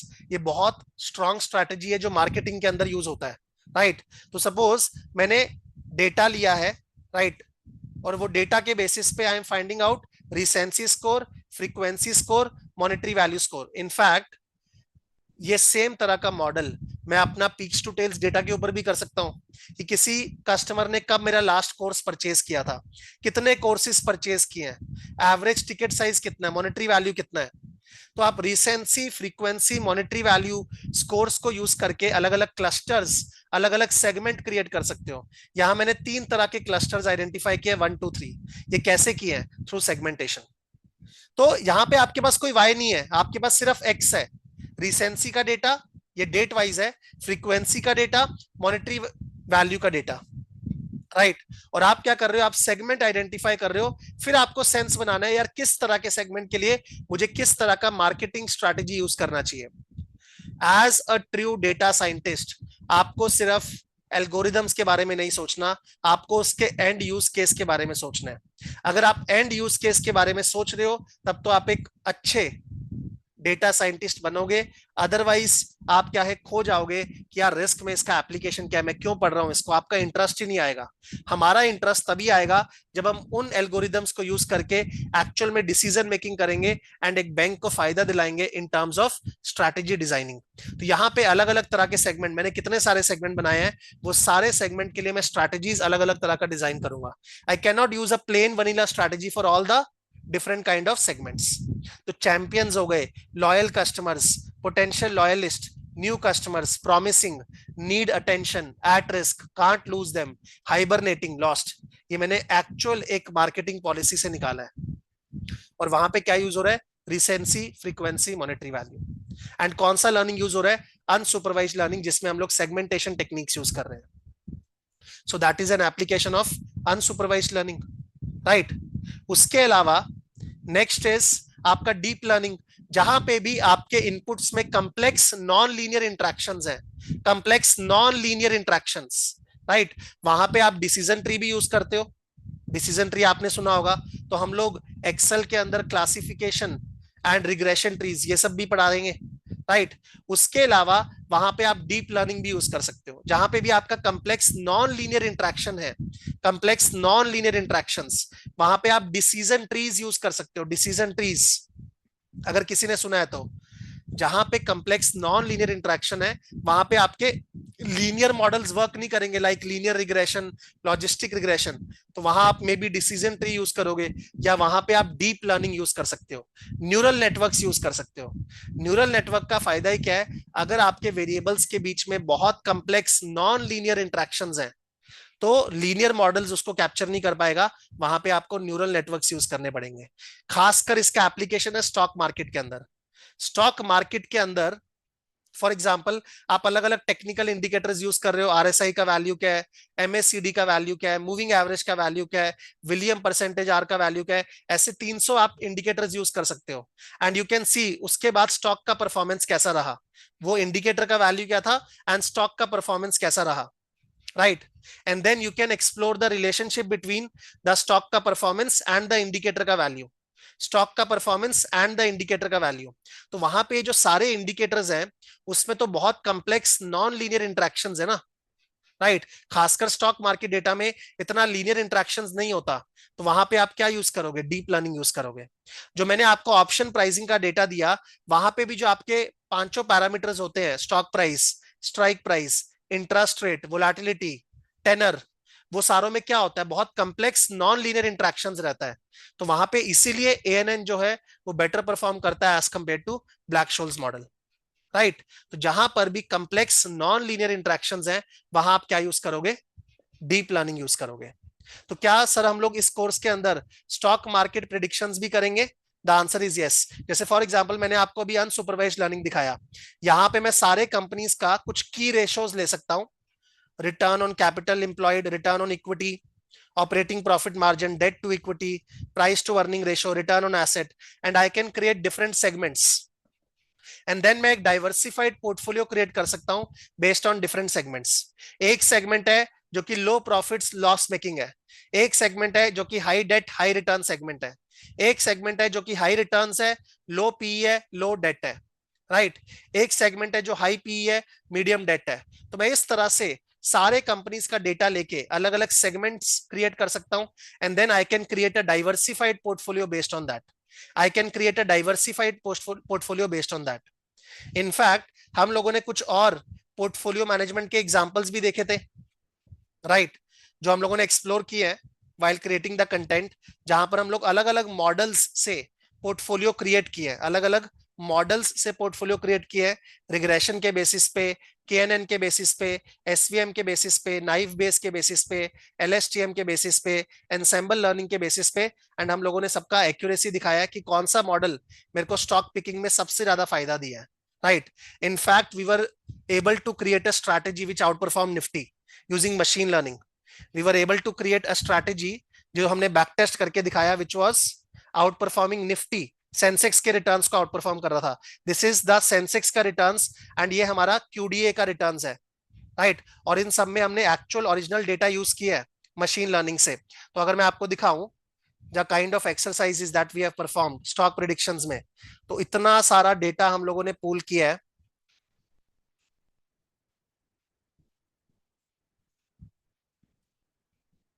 ठीक है, एमएल रिटेल इंडस्ट्री के लिए, रियलिटी सेक्टर के लिए, मटेरियल सेक्टर के लिए, आईटी एंड टेलीकॉम के लिए, तो सब में बहुत रिच डेटा हम लोगों ने यूज किया है, जो एक्चुअल डेटा है लास्ट 15-20 साल का जितना भी आपको मिलता है। और वो सारा डेटा यूज करके we have design these frameworks, machine learning models, जो कि मे बी कई बारी आपको दिखेगा कि वो बेंचमार्क्स को भी आउट परफॉर्म कर रहे हैं। This is actually getting used in the industry. आप पढ़ते रहो कैपम, राइट, कैपम पढ़ते आए 1950 से, कैपम ही पढ़ते रहेंगे। अरे कैपम पढ़ना है आपको, बट आपको अपग्रेड भी तो करना होगा ना with these machine learning models, otherwise तो आप न्यू स्ट्रैटेजीज डिजाइन ही नहीं कर पाओगे। So these kind of strategies you can design for your funds, और these kind of strategies you can design for yourself as well, right. तो हम लोग स्टॉक मार्केट, बिकॉज वो काफी एक्साइटिंग एरिया है एंड वहां पे रियल मनी इन्वॉल्व है, उसको भी इस कोर्स के अंदर करने वाले हैं as part of applications. Apart from risk applications we will also see stock market applications, right. Next is आपका री लर्निंग। री लर्निंग क्या होता है? एक एजेंट है, ठीक है, वो इन्वायरमेंट को देखेगा, इन्वायरमेंट या स्टेट को देखेगा, उसके बेसिस पे देखेगा कौन सा एक्शन लेने से आपके रिवॉर्ड्स मैक्सिमाइज होते हैं। एक एजेंट है, वो इन्वायरमेंट को देखेगा और उस इन्वायरमेंट में कौन सा एक्शन लेने से रिवॉर्ड्स मैक्सिमाइज होते हैं वो डिसाइड करेगा। जैसे कभी आपने कंप्यूटर के साथ गेम खेला होगा। कंप्यूटर क्या होता है? कंप्यूटर में जो पर्सन है वो एक एजेंट है, वो देखता है मैं कौन से स्टेट में खड़ा हूं, मैं मारियो गेम खेल रहा हूं, यहां से मुझे जंप करना चाहिए या मुझे बैक जाना चाहिए या मुझे फॉरवर्ड जाना चाहिए या मुझे कॉइन खाना चाहिए, राइट। मैं क्या करूं जिससे मेरा ओवरऑल रिवॉर्ड्स मैक्सिमाइज हो, राइट। तो this is an example of री लर्निंग। आप ये सेम री लर्निंग यूज कर सकते हो टू डिसाइड किन कस्टमर्स का क्रेडिट लिमिट इंक्रीज करना है, किसका इंक्रीज नहीं करना, किन कस्टमर्स का क्रेडिट लिमिट इंक्रीज करना है, किन का क्रेडिट लिमिट इंक्रीज नहीं करना। मतलब आपके पास डेटा क्या रहेगा? आपके पास डेटा रहेगा फॉर एग्जाम्पल कि एक कस्टमर का लिमिट पहले इंक्रीज हुआ है कि नहीं हुआ, और उसका बिहेवियरल डेटा, उसका परफॉर्मेंस कैसा रहा है। मतलब उसने क्रेडिट कार्ड्स पे टाइमली पेमेंट किया है कि नहीं, उसने कितना क्रेडिट कार्ड को यूज किया है, कितना उसका एवरेज यूटिलाइजेशन रहा है, कितना उससे हम लोगों ने फीस कमाया है। एंड मुझे डिसाइड करना है कि मैं क्या एक्शन लूं, मैं क्या एक्शन लूं, क्या मैं उसका लिमिट इंक्रीज करूं या मैं उसका लिमिट डिक्रीज करूं, सच that the overall profitability is maximised. ऐसा नहीं है कि आप क्रेडिट लिमिट्स को इंक्रीज करोगे तो आपको फायदा ही होगा। ऐसा बिल्कुल भी नहीं है, बिकॉज अगर आप क्रेडिट लिमिट को इंक्रीज कर रहे हो तो वहां पे आपका रिस्क भी बढ़ सकता है, वहां पे आपका रिस्क भी बढ़ेगा, बिकॉज अगर डिफॉल्ट हुआ तो ज्यादा लिमिट पे नुकसान होगा। तो you have to find out a sweet spot, कहां पे मेरे को क्रेडिट लिमिट इंक्रीज करने से फायदा होगा, कहां पे नुकसान होगा। तो reinforcement learning a very strong concept जो काफी जगह पे आज की डेट में यूज हो रहा है। जो ट्रेडिशनल आपके ऑप्टिमाइजेशन टेक्निक्स थी ना, ट्रेडिशनल जितनी भी आपकी ऑप्टिमाइजेशन टेक्निक्स थी, वो सारी ऑप्टिमाइजेशन टेक्निक्स आपकी रिप्लेस हो रही है बाय दिस रीइंफोर्समेंट लर्निंग। क्योंकि यहाँ पे आपको क्या करना है, आपको एक ऑप्टिमम स्ट्रेटेजी डिसाइड करना है कि हमें क्या एक्शन लेना चाहिए कि सच दैट मेरे रिवॉर्ड्स मैक्सिमाइज हो, राइट। तो this is an example of reinforcement learning in the credit risk space, कि आपको क्रेडिट लिमिट को इंक्रीज करना है या नहीं करना, या कितना इंक्रीज करना है। You have to decide an optimum strategy. तो आप इन्वायरमेंट को देखोगे कि वो कस्टमर कौन से इन्वायरमेंट में है, उसने कितना टाइमली पेमेंट्स किया है, कितना यूटिलाइजेशन किया है, right. And we have to find out the right strategy, कितना लिमिट इंक्रीज करे भी या ना करे, such that the overall profitability of the bank is maximised. तो जितना भी ऑप्टिमम, ठीक है, स्ट्रैटेजीज डिजाइन करने का आपका यूज केसेस है, जहां पे भी आपको ऑप्टिमाइजेशन करना है, वहां पे रीइंफोर्समेंट लर्निंग आ रहा है। It is replacing the traditional techniques, right. उसके अलावा टेक्स्ट माइनिंग, टेक्स्ट माइनिंग जिसको बोलते हैं नेचुरल लैंग्वेज प्रोग्रामिंग या नेचुरल लैंग्वेज प्रोसेसिंग। तो अभी तक हम लोग क्या है, क्वांटिटेटिव डेटा के ऊपर मॉडल्स बिल्ड करते आए हैं। फॉर एग्जाम्पल, अगर आपको एक कस्टमर का एबिलिटी टू पे इवेल्युएट करना है, तो आप उसका फाइनेंशियल डेटा यूज करोगे, राइट। आप उसका एज, इनकम, एम्प्लॉयमेंट, ये सब डेटा यूज करोगे। तो एबिलिटी टू पे के लिए तो मैं क्वांटिटेटिव मॉडल को यूज कर सकता हूं, बट अगर मुझे किसी का विलिंगनेस टू पे इवेल्युएट करना है, विलिंगनेस टू पे इवेल्युएट करना है, तो वहां पे तो क्वांटिटेटिव डेटा कुछ है नहीं। मैं आपके मन की बात कैसे जान लूं कि आप जो लोन लेने आए हो, आपका विलिंगनेस क्या है, कि आप पे बैक करोगे या नहीं। तो अभी तक मैं सिर्फ एबिलिटी को इवेल्युएट कर सकता था। टेक्स्ट माइनिंग से फायदा क्या हुआ, मैं कस्टमर का विलिंगनेस टू पे भी इवेल्युएट कर सकता हूं। कैसे, मैं कस्टमर को एक सेट ऑफ क्वेश्चंस दूंगा। How important is it for you to maintain a good relationship with your lender by making timely payments. Customer कुछ आंसर देगा, it is very important for me. Do you feel a moral obligation to repay your loans. Customer कुछ answer देगा। Have you ever gone out of your way to ensure a loan payment was made on time. तो इस तरह के कुछ questionnaires दिए जाएंगे potential borrower को, वो उसको फिल करेगा, एंड उसके बेसिस पे बैंक जो है वो सेंटीमेंट एनालिसिस करेगा। जो आंसर है ना, वो आंसर में जो कीवर्ड्स है, वो कीवर्ड्स को देख के सेंटीमेंट गॉज करेगा कि whether this is a positive sentiment customer और अ नेगेटिव सेंटीमेंट कस्टमर। मतलब उसका विलिंगनेस टू पे हाई है या विलिंगनेस टू पे लो है। तो आंसर मिलेगा मुझे स्टेटमेंट की फॉर्म में, बट मैं उसमें से कीवर्ड्स निकालूंगा, टोकन्स क्रिएट करूंगा, और वो टोकन्स के बेसिस पे सेंटीमेंट गॉज करूंगा। This is an example of text mining. This is an example of text mining, right. तो फॉर एग्जांपल, जैसे हम लोगों ने स्टॉक मार्केट डेटा पे एक बार टेक्स्ट माइनिंग ट्राई किया था, तो वहां पे क्या इतने सारे ट्वीट्स आ रहे हैं, इतने सारे ट्वीट, सारे लोग ट्वीट कर रहे हैं स्टॉक के बारे में। वो ट्वीट्स को देख के आप सेंटीमेंट गॉज कर सकते हो कि कल को ये स्टॉक ऊपर खुलने वाला है या नीचे खुलने वाला है, right. That is a very important use case of text mining. For example, अगर मैं यहाँ पे लूं, एनुअल रिपोर्ट्स में बहुत सारे स्टेटमेंट्स होते हैं आपके, वो एनुअल रिपोर्ट्स को देख के आप टोकन्स क्रिएट कर सकते हो, टोकन्स क्रिएट कर सकते हो, ठीक है। तो यहाँ पे हमने टोकनाइज किया है, वो टोकन्स के बेसिस पे अल्टीमेटली आपका यूज केस क्या है कि आपको सेंटीमेंट गॉज करना है कि यार किस तरह के वर्ड्स यूज हुए हैं उस स्टेटमेंट के अंदर, एंड वो एक पॉजिटिव सेंटीमेंट स्टेटमेंट है या नेगेटिव सेंटीमेंट स्टेटमेंट है। तो बैंक्स में, इंडिया में तो नहीं हुआ, बाहर में ऑलरेडी टेक्स्ट माइनिंग यूज होने शुरू हो गया है फॉर स्टॉक मार्केट प्रिडिक्शंस, ठीक है। इंडिया में स्टॉक मार्केट के लिए तो यूज हो रहा है, बट क्रेडिट रिस्क में अगर आप विलिंगनेस का बात करोगे, एक कस्टमर का अगर मुझे विलिंगनेस जानना है, तो I can give a list of questions to the customer, and I can see the quality of answers. वो आंसर्स में कुछ कीवर्ड्स उसने यूज किए होंगे। It is not important for me to maintain a good relationship. अगर not important लिख दिया, this is a negative sentiment statement. How confident are you in your plan to repay this loan. अब यहां पे मैं देखूंगा कि वो किस तरह का आंसर दे रहा है। I am not very confident but I will try very hard to repay the loan on time. तो ये नेगेटिव सेंटीमेंट स्टेटमेंट हो गया कि I am not very confident but I will try to repay the loan on time. तो आपको इस तरह से स्टेटमेंट के आंसर्स देख के उस पर टेक्स्ट माइनिंग अप्लाई करना है, टोकनाइजेशन करना है, and then you have to gauge the sentiment. This is an example of text mining. क्या हमारे कोर्स का पार्ट है ये? The answer is yes. Text mining, natural language processing भी आपके कोर्स का पार्ट है, राइट। लास्ट इज जो आजकल काफी यूज हो रहा है वो है generative AI. Generative AI, for example suppose आपको किसी कंपनी का क्रेडिट एनालिसिस करना है।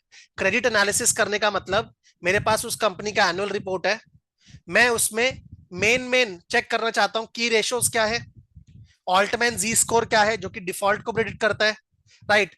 मैनेजमेंट का सेंटीमेंट कैसा है, मैनेजमेंट का आउटलुक कैसा है, मार्केट का आउटलुक कैसा है, ग्रोथ ट्रेंड कैसे होने वाले हैं, रिस्क फैक्टर्स क्या है उस कंपनी में। आज तक 400 पेज का एनुअल रिपोर्ट पढ़ने में एक किसी भी एनालिस्ट को 1 महीना लगता था। मैं उसको जनरेटिव एआई को दे सकता हूं, जनरेटिव। उसको आप टेक्स्ट दो, वो नया टेक्स्ट आपको जनरेट करके देगा। वो नया टेक्स्ट आपको जनरेट करके देगा, वो आपको समराइज्ड रिपोर्ट जनरेट करके देगा। जैसे फॉर एग्जांपल ये एक समराइज्ड रिपोर्ट जनरेट किया है चैट जीपीटी से, चैट जीपीटी से। तो अगर आप चैट जीपीटी में जाके डालोगे ना, मैंने मारुति सुजुकी का इसको एनुअल रिपोर्ट डाल के दिया था, मारुति सुजुकी का एनुअल रिपोर्ट, इसने पूरा मुझे क्रेडिट एनालिसिस करके दे दिया। की रेशियोज क्या है, ऑल्टमैन जी स्कोर क्या है, उसके बाद मैनेजमेंट आउटलुक क्या है, मार्केट में अपॉर्चुनिटीज क्या है, की थ्रेट और रिस्क क्या है, इंक्लूडिंग क्लाइमेट रिस्क भी एक बहुत बड़ा रिस्क है मारुति सुजुकी के लिए। तो इतना सारा इंसाइट आपको कैसे मिल रहा है एक 400 पेज की रिपोर्ट से, यूजिंग जनरेटिव एआई। तो हम लोग इस कोर्स के अंदर क्या सिखाने वाले हैं? हम लोग चैट जीपीटी यूज करना नहीं सिखाएंगे, हम लोग जीपीटी खुद के ट्रेन कैसे करते हैं वो सिखाने वाले हैं। That is the beauty. क्यों? बिकॉज अभी जैसे मेरा एक क्रेडिट रिस्क मॉडलिंग का कोर्स है 200 घंटे का, उसके सारे नोट्स कंपाइल करके हम लोगों ने जीपीटी क्रिएट किया है। वो सारे नोट्स दो, वो उसके बेसिस पे 200 एमसीक्यू बना के दे देता है, मेरे जो कोर्स स्पेसिफिक नोट्स हैं उसके बेसिस पे। That is the beauty. तो जीपीटी को कैसे आपको ट्रेन करना है using data, it is very easy nowadays. And उसके बेसिस पे आपको कैसे प्रिडिक्शंस करना है, जीपीटी का जो आउटकम आएगा उसके बेसिस पे आपको कैसे प्रिडिक्शंस करना है, that will be very well a part of this course, right. तो हम लोग जनरेटिव एआई को यूज करने वाले हैं। मैं आपको चैट जीपीटी यूज करना नहीं सिखाने वाला, वो तो आप सीख ही लोगे खुद भी। जीपीटी खुद के ट्रेन कैसे करते हैं, राइट। और वो जीपीटी को यूज करके कैसे हम लोग प्रिडिक्शंस करने वाले हैं वो भी हम लोग सीखने वाले हैं इस कोर्स के अंदर, राइट। तो जैसे यहां पर एक मैंने आपको एनुअल रिपोर्ट जो दिखाया ना, एक वेबसाइट है मनीला करके, मनीला, उसमें आप टेस्ला का रिपोर्ट अपलोड करो, वो आपको क्लाइमेट रिस्क के परस्पेक्टिव से सारा का सारा समराइज्ड रिपोर्ट दे देगा, क्लाइमेट रिस्क के परस्पेक्टिव से, राइट। Name is Manila. तो ये मनीला का ही मैंने आपको आउटपुट यहाँ पे दिखाया। Is that clear? तो ये सारा आपका करिकुलम का पार्ट है। Supervised learning, unsupervised learning, deep learning, reinforcement learning, natural language processing which is text mining, generative AI, और ऑब्वियसली खाली मॉडल बिल्डिंग का बात नहीं है, मॉडल परफॉर्मेंस इवैल्यूएशन का भी डिस्कशन होने वाला है इस कोर्स के अंदर। उसके बाद है model fairness, model fairness, right, model explainability. अब मॉडल फेयरनेस के अंदर क्या है कि आपको फेयर लेंडिंग प्रैक्टिसेस यूज करना है। ऐसा नहीं कि आप जेंडर के बेसिस पे, कास्ट के बेसिस पे, कलर के बेसिस पे डिस्क्रिमिनेट करते हो। This is becoming a very very important area for the banks. आप मॉडल्स यूज कर रहे हो, आप एप्लीकेशन स्कोर कार्ड यूज कर रहे हो, बट बाद में दिखता है कि आप फीमेल्स के लोन्स को ज्यादा रिजेक्ट करते हो as compare to males. That can be a huge risk to the bank. It can have reputational implications as well, it can have regulatory penalties as well, right. तो आपको fairness ensure करना है in your lending practices. तो हम लोग इस course के अंदर कुछ मेट्रिक्स देखने वाले हैं, कुछ मेट्रिक्स देखने वाले हैं जिसके बेसिस पे हम लोग चेक करेंगे, बहुत सारे मेट्रिक्स देखेंगे डेटा पे, जिसके बेसिस पे हम चेक करेंगे कि आपका कोई एज के बेसिस पे या कोई कलर के बेसिस पे, राइट, या कोई जेंडर के बेसिस पे डिस्क्रिमिनेशन तो नहीं हो रहा, डिस्क्रिमिनेशन तो नहीं हो रहा। That is your fairness in lending practices. It is becoming a very important area. तो बहुत सारे मैट्रिक्स हम लोग यहाँ पे कंप्यूट करते हैं, like bias matrix, statistical parity difference, disparate impact, equal opportunity difference, average absolute odds difference. For example आपको दिखा कि फीमेल्स के लोन ज्यादा रिजेक्ट हुए हैं, बट उसके पीछे में लॉजिक किया कि फीमेल्स का इनकम कम है, right, then it is okay.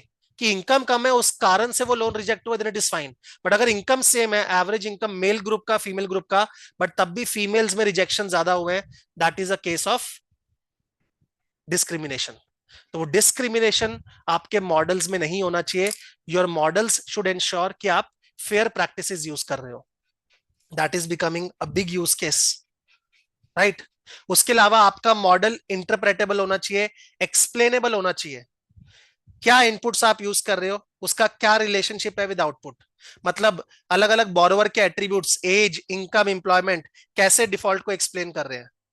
जो आपके इनपुट्स हैं उनका जो साइन है वो इंट्यूटिव है कि नहीं। कौन से टॉप फैक्टर्स हैं जिसके बेसिस पे लोन एक्सेप्ट या रिजेक्ट होता है। अगर एक कस्टमर का लोन एक्सेप्ट हुआ है तो किन कारण से हुआ है, अगर एक कस्टमर का लोन रिजेक्ट हुआ है तो किन कारण से हुआ है। You cannot use black box models. Your model should be explainable and interpretable, right. जैसे फॉर एग्जाम्पल यहाँ पे एक मॉडल है, इसमें आप कुछ भी डालोगे, कस्टमर के एट्रीब्यूट्स डालोगे एंड उसके बाद मॉडल को रन करोगे तो आपको बताएगा कि what is the chances of default. What is the chances of default, तो ये बोल रहा है 86% प्रोबेबिलिटी ऑफ डिफॉल्ट है, 86% प्रोबेबिलिटी ऑफ डिफॉल्ट है, राइट। एंड ओरिजिनल फीचर्स कौन कौन से यूज किए, ये सारे ओरिजिनल फीचर्स हैं। हमने उसको एक्सप्लेन करके, सिंप्लीफाई करके सब स्केल फीचर्स निकाले हैं कि यार ये फीचर्स इस नेचर के हैं, ये फीचर्स इस नेचर के हैं, ये फीचर्स डेलिंक्वेंसी के ऊपर फोकस्ड है। एंड नीचे में आपका एक्सप्लेनेबिलिटी भी है कि मोस्ट इंपॉर्टेंट कंट्रीब्यूटिंग फैक्टर्स कौन से हैं, राइट। तो इस तरह से आपको मॉडल को एक्सप्लेनेबल रखना है। और आपको दिखाता हूं, for example AI explainability demo, data scientist के पर्सपेक्टिव से यहाँ पे एक डेमो दिया हुआ है। ठीक है, आप डेटा डालोगे, वो आपको बताएगा कि जो वेरिएबल्स आपने लिए हैं, external risk estimate, if external risk estimate is greater than 69, the credit score increases by an additional 0.035। मतलब कैसा फैक्टर किस तरह से आपके क्रेडिट स्कोर को इंपैक्ट कर रहा है, आप पूरा एक्सप्लेन कर पा रहे हो। You cannot use black box model. अगर most recent delinquency is less than equal to 21, then आपका स्कोर रिड्यूस होता है by 0.3। Month since most recent delinquency is less than 21, अगर रिसेंट में ही आपका डेलिंक्वेंसी हुआ है, बिकॉज मंथ सिंस डेलिंक्वेंसी ले रहे हैं, तो आपका क्रेडिट स्कोर गिरेगा। कितना गिरेगा, आप पूरा एक्सप्लेन कर पा रहे हो। You are able to speak your model output in words, that is the idea of explainability, interpretability. Because regulatory models में आपको नहीं अलाउ किया जाएगा ब्लैक बॉक्स मॉडल यूज करना, तब तो आप कुछ भी उल्टा पुल्टा काम करोगे, रेगुलेटर को पता ही नहीं लगेगा। बाकी इंडस्ट्री में ऐसा नहीं है, बाकी इंडस्ट्री में the focus is on accuracy. यहां पे खाली एक्यूरेसी पे फोकस नहीं है, आपको एक्सप्लेनेबिलिटी, इंटरप्रेटेबिलिटी के बारे में भी सोचना है, राइट अगर मेरे को कस्टमर परस्पेक्टिव से बात करना है कि एक कस्टमर का लोन एक्सेप्ट हुआ है या रिजेक्ट हुआ है, उसका रीजन क्या है। फॉर एग्जांपल यहाँ पे डिनाइड, तो क्या रीजन है डिनाई का। The value of consolidated risk marker is 65, it needs to be around 72। The value of average age of account is 52, it needs to be around 68, जिस कारण से रिजेक्शन हुआ है।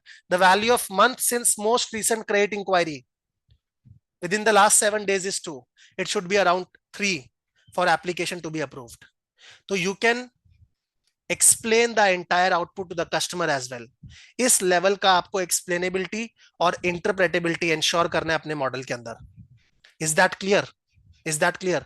तो हमारा कोर्स काफी फोकस्ड है एक्सप्लेनेबिलिटी के ऊपर भी और इंटरप्रेटेबिलिटी के ऊपर भी। 35% वेट आपका एल्गोरिदम के ऊपर है, बट काफी सारा वेट आपका फेयरनेस के ऊपर है, एक्सप्लेनेबिलिटी के ऊपर है, इंटरप्रेटेबिलिटी के ऊपर है, राइट वो भी हम लोग कोर्स के अंदर पढ़ेंगे। ठीक है, उसके अलावा मॉडल लाइफ साइकिल, इतने सारे मॉडल्स का बात हो रहा है तो आपको मॉडल रिस्क मैनेजमेंट के बारे में भी डिस्कस करना होगा। तो मॉडल लाइफ साइकिल क्या होता है, पहले हम लोग डेटा लेते हैं, डेटा को क्लीन करते हैं, मॉडल को डेवलप करते हैं, देन मॉडल को वैलिडेट करते हैं, देन मॉडल को डिप्लॉय करते हैं। तो वो सारे स्टेजेस में आपका रिस्पॉन्सिबिलिटीज क्या है वो आपको पता होना चाहिए। उसी तरह से मॉडल रिस्क मैनेजमेंट के अंदर you have to understand model inventory proper होना चाहिए, मॉडल गवर्नेंस एंड वैलिडेशन होना चाहिए प्रॉपर, मॉडल रिस्क को आपको मेजर भी करना होगा, मॉडल रिस्क को आपको रिपोर्ट भी करना होगा, and you should have proper model risk management system. तो ये हम लोग बहुत डिटेल में 15-20 आवर्स में डिस्कस करेंगे कि कैसे मॉडल रिस्क मैनेजमेंट किया जाता है, including the quantification of model risk, right that will be part of this programme. Is this clear. तो ये आपका पूरा करिकुलम है जो मेरे को आपको आइडिया देना था। Now regarding risk and AI, ये जो रिस्क एंड एआई सर्टिफिकेशन है उसके बारे में थोड़ा सा बोलना चाहूंगा। तो सबसे बड़ा प्रॉब्लम क्या है ना, हम लोग सोचते हैं कि मशीन लर्निंग कर लेंगे, यूट्यूब पे इतने सारे लेक्चर्स हैं, यूडेमी पे इतने सारे लेक्चर्स हैं। उसमें प्रॉब्लम क्या है, they are not risk oriented और they are not finance oriented only. तो आपका कभी इंटरेस्ट ही नहीं आएगा, आपका कभी मोटिवेशन ही नहीं आएगा। अगर आप रिस्क प्रोफेशनल हो या फाइनेंस प्रोफेशनल हो, you should learn machine learning from a finance perspective, from a risk perspective. तब जो आपको मजा आएगा ना, उस केस में आपका ट्रू लर्निंग होने वाला है, राइट। काफी सारे लोग मशीन लर्निंग का कोर्स करते हैं, सीधा पाइथन कोड स्टार्ट कर देते हैं, तो उनको वो कोर्स ब्लैक बॉक्स लगता है, समझ ही नहीं आ रहा अंदर में क्या हो रहा है। तो हमारा जो फोकस है वो पहले एक्सेल के ऊपर रहेगा, फिर पाइथन के ऊपर रहेगा। Although risk and AI curriculum में क्लियरली लिखा है कि कोडिंग का नॉलेज चेक नहीं होगा, कोडिंग का नॉलेज चेक नहीं होगा। बट अगर आपको रियल वर्ल्ड में काम करना है तब तो आपको कोडिंग जानना ही होगा। तो हम लोग करवाएंगे बट एग्जाम में टेस्टेबल नहीं है, राइट। तो there will be Excel walkthroughs, there will be visualisations. हम लोग मैथ्स भी कवर करने वाले हैं, ऑल्दो करिकुलम के अंदर आपको मशीन लर्निंग का मैथ्स नहीं दिया, आपको लीनियर अलजेब्रा, आपको थोड़ा सा कैलकुलस वो सब सीखना पड़ेगा। वो कोर्स का पार्ट नहीं है बट वो हम लोग कवर करने वाले हैं, राइट। सो मशीन लर्निंग के लिए जो मैथ्स रिक्वायर्ड है वो भी आपको थोड़ा सीखना चाहिए, even though that is not testable in the exam. The case studies will be finance and risk oriented, mainly risk oriented होगा, बट हम लोग स्टॉक मार्केट के भी बहुत सारे एग्जांपल्स लेने वाले हैं। There will be extensive Python coverage. देखो आजकल ना पाइथन भी आप जनरेटिव एआई के थ्रू कोड्स जनरेट कर सकते हो, तो पाइथन सीखना बड़ी बात नहीं है। बट द प्रॉब्लम इज कहां पे किस तरह का कोड अप्लाई करना है, उसका डायरेक्ट एप्लीकेशन और करेक्ट एप्लीकेशन वो ज्यादा इंपॉर्टेंट है। तो हम लोग आपको लाइब्रेरीज देने वाले हैं, ठीक है, बेस्ड ऑन डिफरेंट पैकेजेस जो आप डायरेक्टली यूज कर सकते हो। क्योंकि आजकल बैठ बैठ के पूरा एक एक कोड लर्न करना जरूरी है ही नहीं, राइट। आपको आपके पास एक रिपॉजिटरी होना चाहिए कि यार इस तरह का मेरा लाइब्रेरी है, राइट, इस तरह का मेरा पैकेज है, ये मेरा कोड का फ्रेमवर्क होता है, ये फ्रेमवर्क मैं किसी भी न्यू डेटा पे अप्लाई कर सकता हूं। तो हम लोग ज्यादा फोकस करने वाले फ्रेमवर्क्स के ऊपर कि यार ये कोड में 5 तरह की चीजें होती है, ऐसे इनपुट डालो, ऐसे कोड को रन करो, ऐसे वैलिडेट करो। तो वो जो फ्रेमवर्क है ना, जिससे आप डेटा को चेंज करके कल को कोई भी नए डेटा के ऊपर उस मॉडल को रन कर सकते हो, वो फ्रेमवर्क्स पे हम लोग फोकस करने वाले हैं, rather than learning each and every line of code, because that is not required these days। Because generative है, ऐसे आप कोड्स बहुत अच्छे अच्छे जनरेट कर सकते हो, आपको सिर्फ यूज करना आना चाहिए। तो यूज करने में क्या फ्रेमवर्क है, राइट, वो हम लोग आपको प्रोवाइड करेंगे। And secondly we will give you the repository of सारे कोड्स। डिसीजन ट्री का कोड क्या है, ठीक है, लॉजिस्टिक रिग्रेशन का कोड क्या है, सपोर्ट वेक्टर मशीन का कोड क्या है, के नियरेस्ट नेबर का कोड क्या है, वो रिपोजिटरी, टेक्स्ट माइनिंग का कोड क्या है, वो रिपोजिटरी हम आपको देंगे जिसमें आप डेटा चेंज करके कभी भी नए डेटा के ऊपर उस कोड को रन कर सकते हो, because that is what is required. And वैसे भी इस कोर्स के अंदर आपका कोडिंग का बिल्कुल भी टेस्टिंग नहीं है, coding knowledge is not required at all, right. Now fees वगैरह थोड़ा सा देख लेते हैं रिस्क एंड एआई के बारे में। फीस कितना है आपका, नॉन मेंबर के लिए $650, एफआरएम वालों के लिए $525, राइट, और इंडिविजुअल पेड मेंबर के लिए $550। तो आप मान के चलो $650 इज द फीस, एफआरएम वालों के लिए डिस्काउंट है, $525 है। आपका एग्जाम विंडो कब कब है, आपका एग्जाम होगा नवंबर एंड में या दिसंबर बिगनिंग बोल लो, राइट। उसके अलावा 2025 में अप्रैल में एंड 2025 में अक्टूबर में। 2024 में आपका नवंबर 30 टू दिसंबर 8, 2025 में अप्रैल 5 टू अप्रैल 13, 2025 में अक्टूबर 4 टू अक्टूबर 12। तो हम लोग नवंबर 30 टू दिसंबर 8 के लिए पढ़ाने वाले हैं इस कोर्स को। उसका अर्ली रजिस्ट्रेशन पीरियड आपका अगस्त 1 से सितंबर 30 है, अगस्त 1 से सितंबर 30। तो ऑब्वियसली पहले अटेम्प्ट्स में तो पासिंग रेट काफी हाई रहता है, 70-75%, राइट। तो वो आप एडवांटेज ले सकते हो। इसमें एक और बहुत बड़ा एडवांटेज है, इसमें आपको एक अटेम्प्ट का लेवरेज दिया है, मतलब आपने रजिस्टर किया बट आपने एग्जाम शेड्यूल नहीं किया, या आपने एग्जाम दिया आप पास नहीं हो पाए, तो आप रीटेक कर सकते हो एग्जाम को। Candidates who don't pass their exam register and don't reschedule their exam or schedule and don't take their exam can on a one time basis register to take their exam on an available date within the next exam administration window, right? Within the next exam administration window. तो exam पास नहीं हुआ, register किया but exam को schedule नहीं किया, उसके अलावा आपने एग्जाम दिया नहीं, तो उस केस में आप रीटेक कर सकते हो। रीटेक का ऑब्वियसली फीस लगेगा, बट आप रीटेक कर सकते हो एक बारी एग्जाम को, right? The candidate will have access to the RAI curriculum within the GARP learning during the registration period. तो करिकुलम आपको इंस्टीट्यूट की तरफ से मिलेगा विच इज कोर मटेरियल। उसके अलावा हमारा वीडियो क्लासेस रहेगा, हमारा लाइव सेशंस भी होगा, बिकॉज हम लोग बहुत सारे टॉपिक्स जो है वो रिस्क एंड एआई स्पेसिफिक पढ़ाने वाले हैं। बहुत सारे क्लासेस हम लोग लेवरेज करेंगे फ्रॉम आवर अदर कोर्सेज, जहां पे हमने ऑलरेडी मशीन लर्निंग बहुत रिच तरीके से पढ़ाया हुआ है। तो it will be a blended course of live videos plus recorded videos, live sessions plus recorded classes. Python exercises definitely रहेगा, जिसमें आपको फ्रेमवर्क दिया जाएगा और रिपोजिटरी दिया जाएगा। एमसीक्यूज हम आपको प्रोवाइड करने वाले हैं ताकि आप एग्जाम को पास कर सको। एग्जाम आपका सीबीटी बेस्ड है, राइट? रीटेक फ्री मतलब डिस्काउंटेड प्राइस पे, actually it should not be free. तो $350 पे आप एग्जाम को रीटेक कर सकते हो। एंड अपॉर्चुनिटीज, आज अगर आप कोई भी लिंक्डइन प्रोफाइल में क्रेडिट रिस्क का जॉब देखोगे, मार्केट रिस्क का जॉब देखोगे, लिक्विडिटी रिस्क का जॉब देखोगे, ऑपरेशनल रिस्क का जॉब देखोगे, उसमें नीचे में एक छोटा सा लाइन लिख देगा कि knowledge of machine learning and generative AI must, right? तो एक्सप्लिसिटली में भी आपको ऐसा ना दिखे यार मशीन लर्निंग के ऊपर अलग से जॉब है, क्योंकि हर एक रिस्क के अंदर मशीन लर्निंग अब मैंडेटरी होते जा रहा है। तो it is getting integrated with other risks, तो वो आपको डेफिनेटली कवर करना ही पड़ेगा, even though you are working in say credit risk और मार्केट रिस्क और liquidity risk space. Credible body है गार्प, उसके ऊपर तो कोई क्वेश्चन है ही नहीं। कोर्स आपका बेसिक टू एडवांस लेवल है, बिकॉज ये लोग इकोनोमेट्रिक टेक्निक्स भी डिस्कस कर रहे हैं एंड उसके अलावा मशीन लर्निंग में पूरा का पूरा मॉडलिंग स्पेस कवर कर रहे हैं। ठीक है, फर्स्ट मूवर एडवांटेज तो रहता ही है, जैसे एससीआर में काफी लोगों को फर्स्ट मूवर एडवांटेज हो रहा है क्लाइमेट रिस्क जो सर्टिफिकेशन है आपका, बिकॉज क्लाइमेट रिस्क बहुत बड़ा बनते जा रहा है इन द कमिंग ईयर्स, तो जो पहले करके रखेगा उसका एडवांटेज है। And it gels with other certification, it is not a competition to FRM और CFA, it is a complement program to other certifications, because हर एक फील्ड के साथ आपका मशीन लर्निंग जुड़ रहा है। हर एक फील्ड में जो मॉडलिंग है वो आपका रिप्लेस हो रहा है by machine learning models. Suitability matrix एक बार देख लेना, जो लोग रिस्क प्रोफेशनल्स हैं, ऑलरेडी काम कर रहे हैं रिस्क के अंदर, क्रेडिट रिस्क, मार्केट रिस्क, ठीक है, 2 साल या उससे ज्यादा, तो वो लोग ये कोर्स डायरेक्टली कर सकते हैं विदाउट डूइंग एफआरएम और सीएफए और सीए, राइट? जो लोग एफआरएम कर रहे हैं या सीएफए कर रहे हैं, वो लोग अगर जाना चाहते हैं एनालिटिक्स के अंदर या एनालिटिक्स के लिए अपने आप को रेडी करना चाहते हैं, वो लोग डेफिनेटली ये कोर्स कर सकते हैं। And chartered accountants, since CA के अंदर आप बिल्कुल भी डेटा साइंस पढ़ते ही नहीं हो, तो वो तो काफी लैगिड बिहाइंड है, अगर वो भी अपने आप को अपग्रेड करना चाहते हैं तो they can do this course, right? हमारा 200 आवर्स का कोर्स है, जिसमें लाइव सेशंस भी होंगे, वीकली 1 लाइव सेशन होगा एंड बाकी वीडियोस रहेगा। हमारा कोर्स जो स्टार्ट होगा वो अगस्त बिगनिंग से होगा। क्वेश्चन बैंक्स आपको प्रोवाइड किए जाएंगे, क्वेश्चंस हम लोग सॉल्व भी करेंगे and there will be Python implementation, वो अपना ऑलरेडी डिस्कशन हो चुका है। फीस जो है that is 40,000 for 6 months of access, because ये एग्जाम बेस्ड प्रोग्राम है तो इसमें 6 मंथ्स के लिए एक्सेस रहेगा।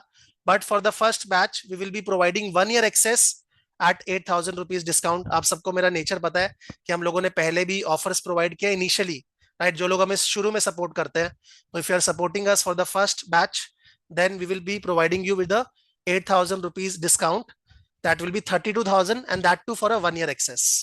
तो 32,000 आपका फीस होगा 1 year access के लिए, inclusive of all taxes and all, right?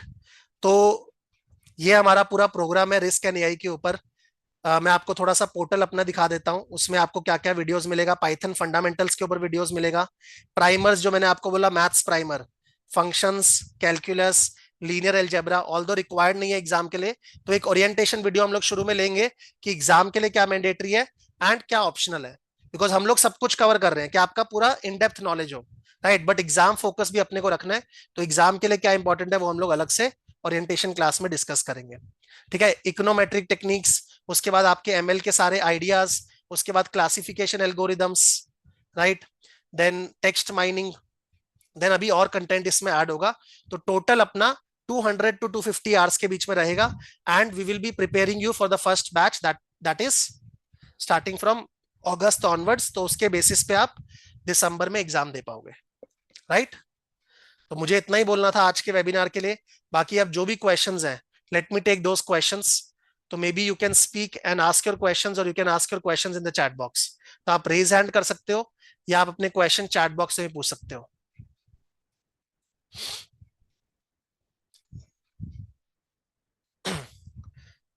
Currently a person who is working in forensic audit, क्या उसके लिए सूटेबल है? डेफिनेटली उसके लिए कोर्स सूटेबल है, बिकॉज ऑडिट के अंदर भी पूरा एनालिटिक्स आ रहा है।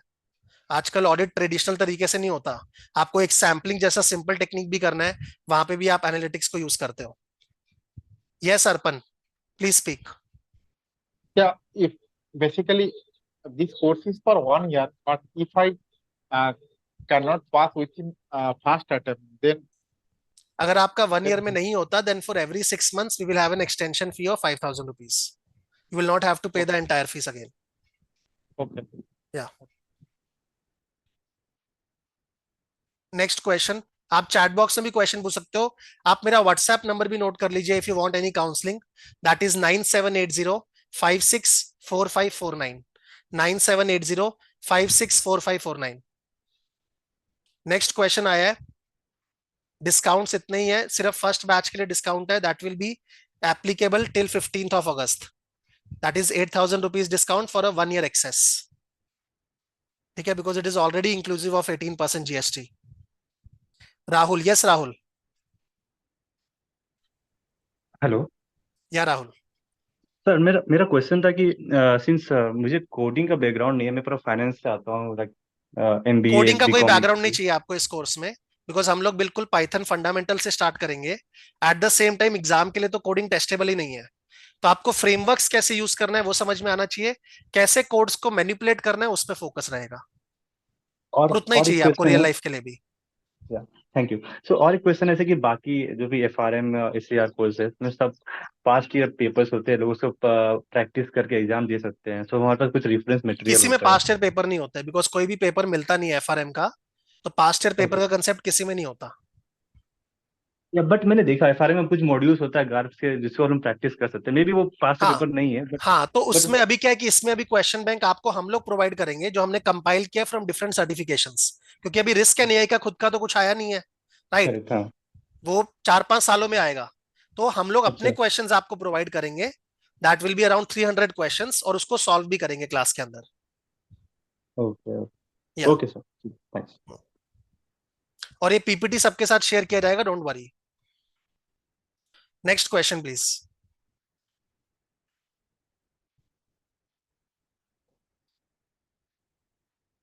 क्या एक्सेल शीट शेयर करेंगे? जहां पे हमारे टीचिंग टूल्स है एक्सेल में, वो हम शेयर नहीं कर पाएंगे, वो विजुअलाइजेशन टूल्स है। बट फॉर एग्जांपल, मैंने एक पोर्टफोलियो मैनेजमेंट का शीट बनाया for diversification. These kind of sheets which are not teaching tools, we will share these Excel sheets. My number is 9780564549। ठीक है, आप मेरी टीम को भी कॉल कर सकते हो, 8697869786। That is my official number, 8697869786। ठीक है, तो बाकी जो भी डाउट है, feel free to ping me on WhatsApp, और feel free to ping my team. ये वीडियो मैं ट्राई करता हूँ यूट्यूब पे अपलोड करने का, मैं पहले कंफर्म नहीं करता हूँ, बिकॉज अदरवाइज लोग अटेंड ही नहीं करते हैं। आपके लिए ये अवेयरनेस जरूरी है। See, it's all about 95% awareness, 5% execution. लोगों को अवेयरनेस ही नहीं होता कि लेटेस्ट ट्रेंड्स क्या है, हमें क्या अपग्रेड करना है। एक बार अवेयरनेस हो गया तो आप एग्जीक्यूशन तो कर ही लोगे। तो मैंने आपको अवेयर कर दिया। आई होप मैंने आपको यूज केसेस भी अच्छे से बताए हैं, मैंने आपको प्रैक्टिकली बहुत सारे स्प्रेडशीट्स भी दिखाए हैं, राइट? तो मेरा पर्पस था अवेयरनेस क्रिएट करना। बाकी इट्स अप टू यू कि आपको कोर्स करना है कि नहीं। ऑब्वियसली गार्प इज क्रेडिबल, तो इस कोर्स का वैल्यू तो बनेगा। ऐसा हो सकता है कि इनिशियली 6 महीने में ना दिखे, but over the years, 3 years 4 years में बहुत ज्यादा वैल्यू होने वाला है। जैसे SCR का बहुत ज्यादा वैल्यू अब बढ़ते जा रहा है, अगर आपको क्लाइमेट रिस्क में काम करना है, क्योंकि रिस्क में कोई कॉम्पिटिशन नहीं है। सबसे बड़ा एडवांटेज ये है कि रिस्क में देयर इज नो कॉम्पिटिशन। तो जो सर्टिफिकेशंस गार्प की हैं वो गोल्ड स्टैंडर्ड है, उसी के बेसिस पे अच्छी अपॉर्चुनिटीज आपको मिलेंगी। So with this note, I would end today's webinar. Thank you very much for attending this on Sunday. So I hope the session was useful, and have a great weekend. Thank you.